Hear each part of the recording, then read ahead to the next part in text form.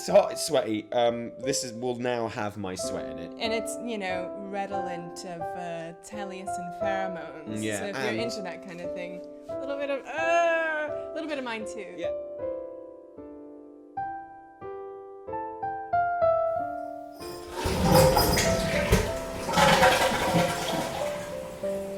Knowledge is power. Knowledge is power. Knowledge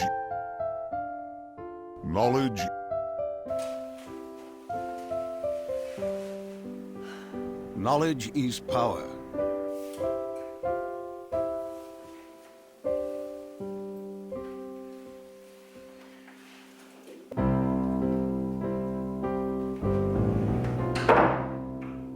There is much to be done.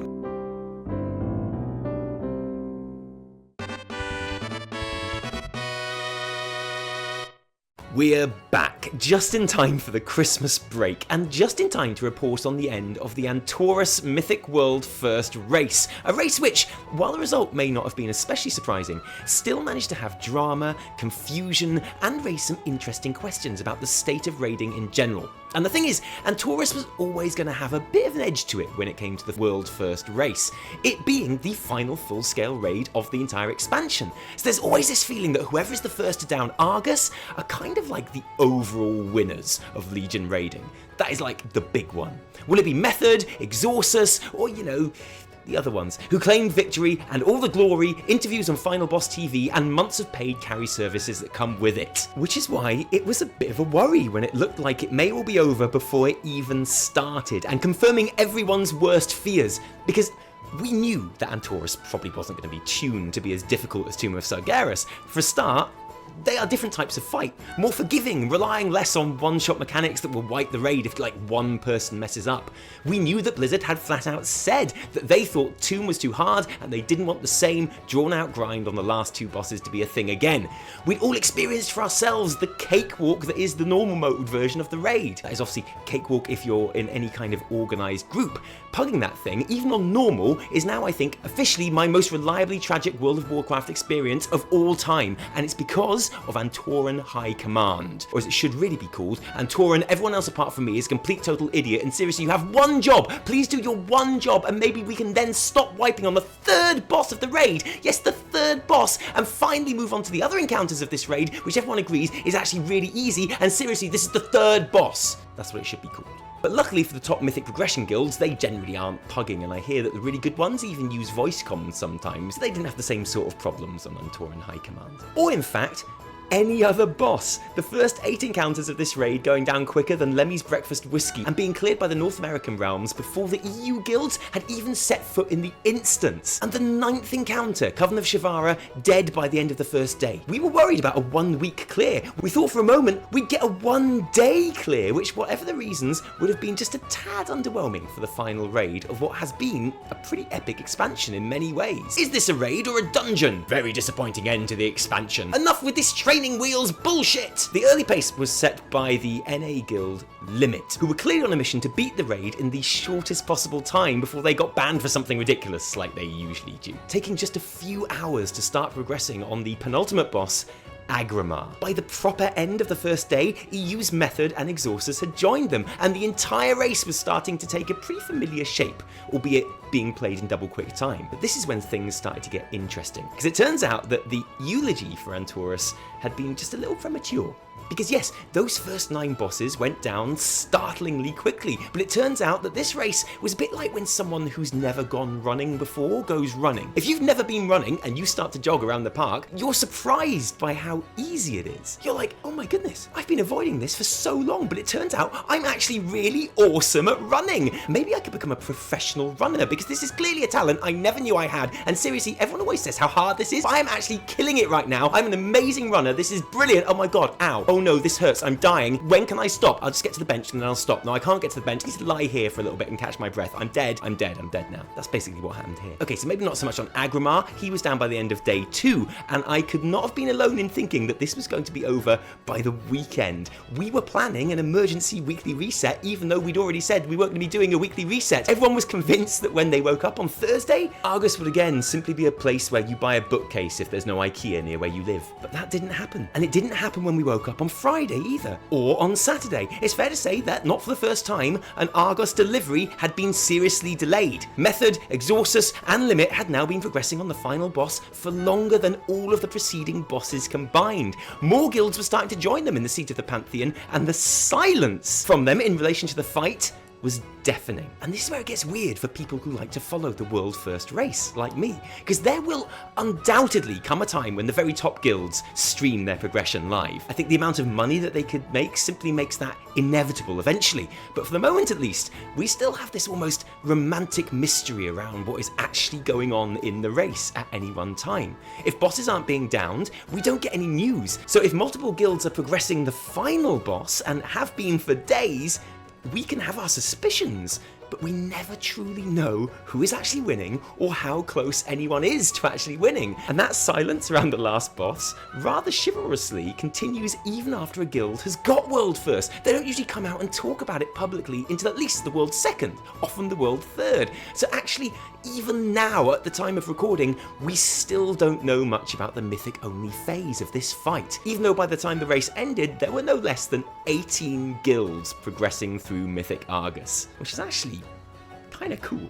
In the meantime, those of us on the outside are left hoping for any glimpses or drama that might help us to join the dots and work out what is actually going on. Like, Sko has tweeted that he's having a poo. Is that because this boss is so difficult that it literally makes him shit? Or is he so happy and confident with how they're doing, he's going to crack one off quickly before getting world first whenever he feels like it? We just don't know. But we did get glimpses, and we did get drama. There was this actual footage released by the top Chinese guild in the race of the transition into the highly anticipated Mythic-only phase. And I'm just going to let this play, okay, because it's brilliant. 只剩一堆孤儿了，我操！我来砍，我不是孤儿。别急！哇，红色的。变红了！掉装备了，赢了！过了！这样过了会不会算 bug 呀？我操！啊，背后！哎，会全部复活！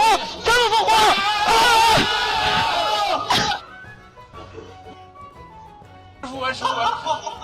Okay, so this is already awesome, but it gets even better because I have friends that can speak Chinese, because they're Chinese, and who actually know what is being said here, and they can confirm that this elite mythic progression guild are saying, so red, stand still, and whoa! And drama. We had drama. We had Limit revealing that one of their backup healers had allegedly been DDoSing members of his own team to put them out of action so that he could get a raid slot, and that he'd allegedly been doing this all expansion. And again, this is brilliant on so many levels. Firstly, bravo on Limit for banning someone on their team themselves deep into the world first race rather than waiting for Blizzard to do it for them, which is what usually happens. Secondly, this nonsense clearly explains why Limit didn't get a world first in Legion.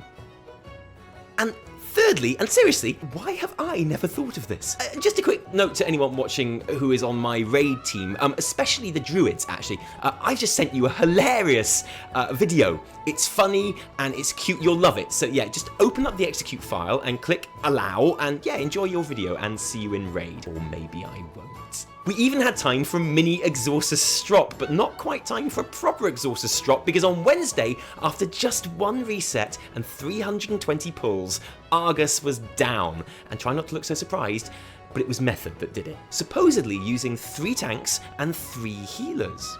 So congrats to Method. Although any congratulations from us will take a bit of a backseat to the Titan Slayer titles, the terrifying I don't want to ever look at it or ride it, but at the same time I do quite want it mount that Just Wait looted, and the fact that this win puts them 3-2 up over Exorsus and officially crowns them the undisputed champions of Legion raiding. And that's fair, that's okay. But grats anyway.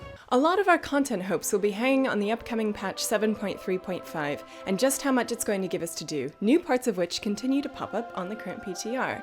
There's the continuation of the story in Silithus, and opening up the new Seething Shore battleground. A battleground that you can go and test on the PTR on Tuesday night with the blues. That's as in you can play with the devs, who are blues because they write in blue on the forum, not you will have the blues as you play because of all the constant pwnage. Although, let's be honest, that's probably true too. There's a whole ton of other smaller things on there too, like robot doggos, scarab mounts, titles, the male elemental game, we'll talk about that some other time, okay? And a new short scenario starring Uula, the ghostly Draenei child companion who you are probably going to want to get before 7.3.5 launches. She actually drops from the Many-Faced Devourer on Antorus Wastes, although this is probably a world boss you haven't seen much of because it's one that you have to summon specifically after collecting the bones from around the wastes. But it's worth it, especially if you like heart-crushingly tragic ghost children who are killed to create a massive slobbering death dog, and especially if you then like taking part in scenarios with them, which are probably going to be heart-crushingly tragic too. If that sounds like a good evening's entertainment to you, then Uula is the companion for you. We've put a link to a really good guide on how to get her in the description. Of course, the PTR is also currently stuffed full of code for the upcoming allied races, which remember are not available in 7.3.5, okay? Definitely not. I mean, there's literally all the models and customization options and acquisition scenarios and dressing room backgrounds and voice lines and flirt emotes. You cannot avoid my charms. Heritage armor sets, class mounts, and a brand new scalable world to level them up in, but no, definitely not available in 7.3.5. Definitely not. So don't even think about them. Just stop thinking about them. You're still thinking about them, aren't you? Me too. Is this enough to keep us going until the next expansion? Might there be even more to come? Blizzard have been so good at keeping a steady stream of content for Legion that it's tempting to think that they can do the same all the way up to froth, even though the likelihood is that there is going to be a lull, and that it will be the death of WoW, just like it always is. At least there's always the Winter Veil celebrations to enjoy. On now and over the festive period, you'll have a chance to take part in all your favorite Winter Veil activities, like swimming in the snow globe. Okay, there are other activities too, but if I'm totally honest, this is what I end up doing most. And the great news is there's actually a reason too now, because the snow globe is where the new Globe Yeti pet spawns. You now have a genuine bona fide reason to swim around on the snow globe for hours, because we've all done that, right? The Winter Veil gift this year is the toy weapon set that gives you rather wonderful wooden swords and shield to play with. There's the new improved Hearth Station, Hearthstone board toy to collect, Great Father Winter traveling down High Mountain on his sled giving out order resources, the red and green holiday hats that can drop from Court of Stars or Blackrock Hold and Eye of Ashara respectively, and don't forget all the cool things that you can still do in your garrison! Yes, that's right, your garrison. After all, this is the time of year for catching up with all those friends and family members that you hardly ever see, right? One last minute piece of breaking news, just as we get ready to wrap up the weekly reset for the year, just to get us all in the spirit. New on the 7.3.5 PTR right now is a change to the way Battle Res spells work in Mythic Plus Dungeons, making all Battle Res classes a shared resource and on the same timer, whether they be Death Knight Res, the Druid, Warlock, or Hunter pet abilities. That's pretty much how they work in Raid, so you'll be used to that already, and it's a pretty obvious change to make really, especially since the Mythic Plus Invitationals, where we saw how stacking Battle Resing could essentially trivialise difficult parts of a dungeon. So it's a change that was always going to happen, and even though it's probably a placeholder, the current timings mean that you'll be able to use 2 reses in a dungeon of under 36 minutes and 3 in a 45-minute dungeon, which seems about right. To be honest, hardly anyone on the forums even noticed it, and those that did could see that it's not revolutionary. It makes sense, especially if Mythic Plus is going to become the PvE's esports behemoth that Blizzard obviously hope it will, and which actually it might. And actually, it's more surprising that it hasn't happened sooner, and even if they didn't like the change for whatever reason, it's a small little thing to get worked up over at the end of the day, isn't it really? Especially when there are so many more exciting and important things happening to be— no, it was a shit show. Obviously. And that's Mythic Plus ruined. Oh, piss off! They won't give up till Mythic Plus is ruined! Bullshit, people will leave higher keys after 1 to 2 wipes, that's all, or just not going in to do any higher, what a joke! No fun allowed. Ah, can you feel that special Christmas spirit filling you up with charity and goodwill to all men? Yeah, me too. Because at this stage, I often like to make some witty, cutting retorts to the shit show comments, but today, all I want to think about is candy canes, and cinnamon, and bulging, treat-filled sacks just waiting to be emptied to the Queen's speech, or something. So today, I'm just going to let it go and enjoy. So, what do you think of my new place? your new place. Well, I mean, you live here as well, obviously. Yes, but, I do live here, actually. Our new place. This is it, guys. This is our new, new house, Yeah. but also our new office as well. And New studio. A new studio where the weekly reset and indeed all of Taliesin and Evitel's videos will be happening for the foreseeable future. So sorry if everything goes completely wrong that we haven't realised has gone wrong yet. I know. In this episode, because not being funny, that is quite likely. First time we've ever done anything here. You have no idea how long it took us just to get our normal setup at the old place going. Yeah. It literally took us a year. So yeah. let us know in the comments below, what do you like about the new place that you haven't really seen any of, only this wall and the other wall.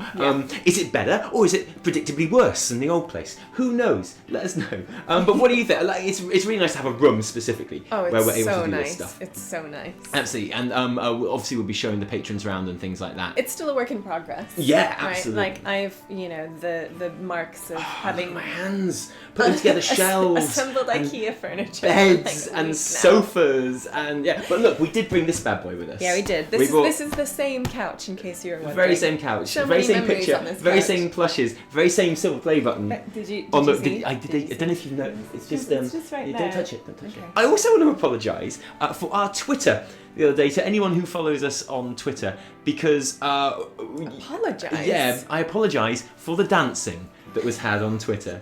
I apologise for the tweets that went out at about 10:30 in the evening. So not even very late. No, not it late wasn't at all. Was it? Quite, It's just, we were at the YouTube Space London holiday party. It was like great. we did at some point last year as well. It wasn't the Christmas party. Yeah, we did. But he went with her before, Yeah. and they had bacon flavored ice cream. So we were like, you know what? Let's do this. And it was black tie, so it's an excuse to get a little fancy. Yeah. And so we went. And the thing is, you go along and you queue up and you have to show your silver play button at the door. Yeah. Otherwise, it's they don't let let me you get in. it out of You're the like, bag. oh, don't touch it. Don't touch it. And they give you an armband with drinks tokens on there, which you rip off and you give to the people at the bar, and they'll give you a drink. Yeah. Obviously. Yeah. And there's 4 of these drinks tokens on the bracelets, but for some reason our bracelets had yours had 8 and mine had 9 on there because the guy that was ripping them off clearly just ripped them off another one as well. And so someone got no drinks. Someone, hopefully Fat Boss, got no drinks at all. Right. This was Evitel that made these tweets. I want to make that very, very clear. Right. And did you get a video of yourself falling over on the way to the toilet because you were so drunk? Excuse me. Did you get that one? Excuse me. No, but I have the bruises to show for it. On your knees, and that's what they're from. We did talk to one awesome person called Ollie. Yeah. Who watches the channel. Yeah, which and was actually so said exciting. hello. So Yeah, Ollie, that was dude, great. hi, my man. Really nice to meet you. Thank you. You honestly made our night. Because the rest of our night was made up of bad dancing and falling over on the way to the toilet. So you were actually the best thing that happened. It was so much fun. I had a great time. I'm sorry for tweeting, but I just felt like we couldn't let it go by without sharing what was happening. Yeah. I see. It was just a really important part of our message. Yeah. This is our first weekly reset from the new place. And it's also the last one before the new year. Because, of course, Christmas, Winter Veil is coming. Winter Veil is coming. So this will probably be our last weekly reset for 2018. But it's not our last video. Because our next video is the very, very special World of Warcraft Year in Review video. Ooh, I can't wait for that one. I can't wait for it either. We have been getting sent videos specially made by some of our absolute favourite WoW YouTubers. Oh, yeah. Including, but not limited to, Bay, Nobble, No. Kakio, Oh. Jinzi from Proper Birds, Yeah. Panzer, Ah. FFS. And many, many more, all making videos specially for our year in review video, and we are going to have them all and be absolutely amazing. And if we work really, really hard, might even get another one out before Christmas after that as well. If you did enjoy this video, don't thank us, thank our patrons who give their actual real life money to help these videos happen. Guys, thank you so much. If you didn't like it, downvote the shit out of it. Remember, my name is Zabian. No, my name is Taliesin. From me And me. It's a different environment. It's very different. I know. It's like, I'm you know, just you're probably just distracted looking by at how like, shiny and yeah, white you're like, the what walls a are. beautiful new bookcase just Sorry, out I of thought shop you were there. gonna go, So and lovely. me, what a Taliesin, beautiful, and me, what a beautiful Evitel. desk setup I was waiting you've got for there. you to call yourself such a big Taliesin. desk. That's I so was beautiful. waiting I'm just for it. I was captivated making by it, room for and I've you. forgotten I how was to giving you YouTube. space. That's what I've done. Until next time, cheerio.